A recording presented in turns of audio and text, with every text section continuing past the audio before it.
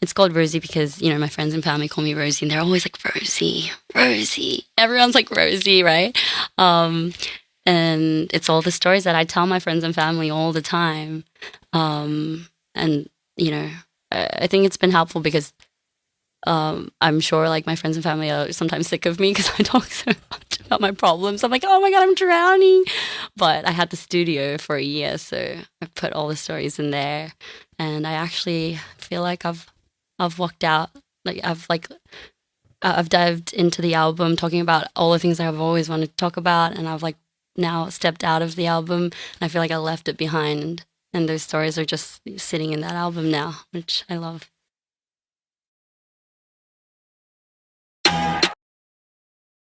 The other day I did like an acoustic session. Like we tried to build it up once, and I tried it, and I was a bit scared of that too at first, and I ended up being I'm like obsessed. I was like, I want to hear all my songs acoustic. I was like, let's make this more folky, and it's crazy. I'm so excited about it. So one day I think I have to find the perfect timing to do it, but I'm excited to perform it, especially acoustically live. So definitely yes.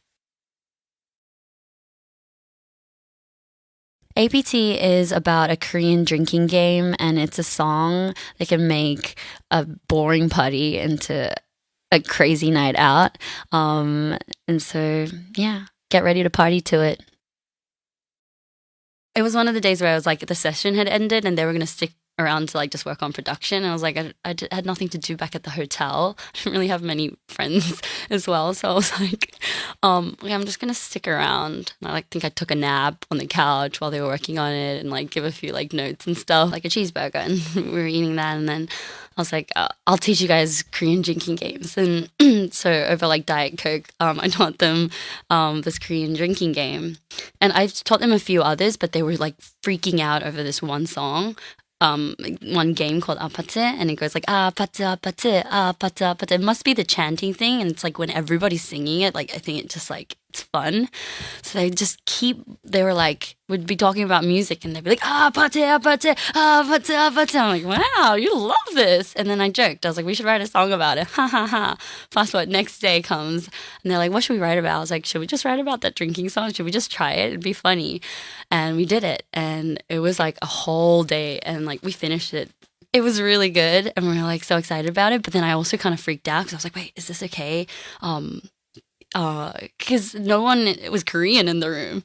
I was the only Korean person, so I was like, wait, is this even cool? Like, what if this is kind of like weird? And I was freaking out. I like told everyone to delete it off their phones, and so they didn't have it for a while until I brought it back out, and then I brought it back out because like people were reacting to that song. They'd be like, I keep singing it. Like, I don't even know what you're saying, but like, I keep singing it. And everyone just loved it. It's a personal album, so just have to admit these stories are really come from me.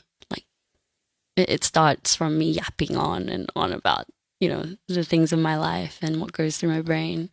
And I had a lot of stories to let out. I was starting to feel bad that I was literally like eating my friends and family's ears out about these stories. And so I was like, yeah. It was really therapeutic because at the studio I'd like app about it and we'd write a whole song about it and I'd just leave it there. So yeah, it's a very personal album.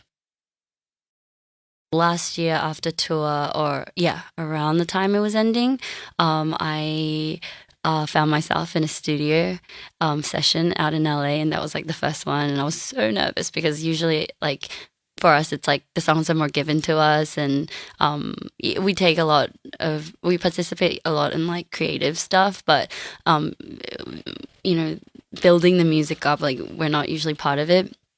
Um, but I've always wanted to. I've always had a dream to do that. But yeah, so that was the first session. I was really nervous, and I told them, I was like, I'm actually really nervous. And they're like, don't be nervous.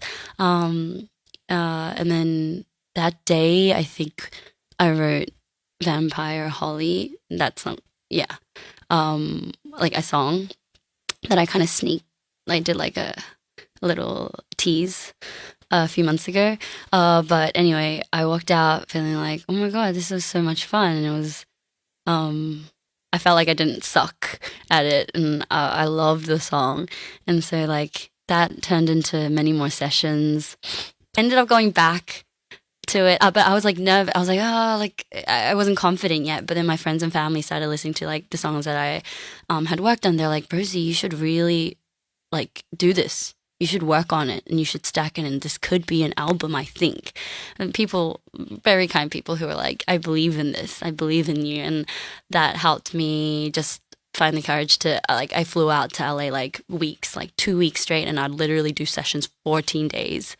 And so, I mean, it was funny because at one point, like, I was exhausted. I think by the 10th day, I was like, wow, I am exhausted. And I was like, I think I need a weekend. So I was like, Saturday, Sunday, cancel sessions. I ended up waking up not knowing what to do. I was like, oh my God, I don't know what to do with myself. And I'd like find myself back at this, like a different studio, like finishing up another song. So that's how much I think I was like kind of addicted to it at one point. It was so much fun.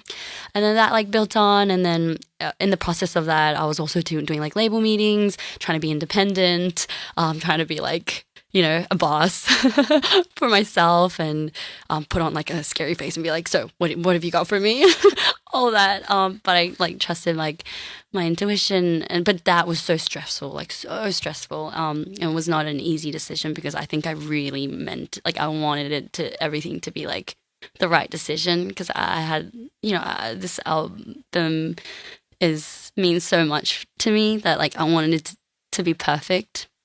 And then, oh my God, such a long story. Anyway, and then that built up, and the label loved my music, and that really means the world. If anyone says, I love this, I love that, they seem to love it. And so I was like, okay, I'm guessing it's not terrible. And they were so excited about it. Like, they were like, oh my God, Rosie, like, this could be really, really like good. And I was like, really? And then here we are, still at it. But I'm like ready for this to be out now. I'm like, I feel like it's like, please put it out now.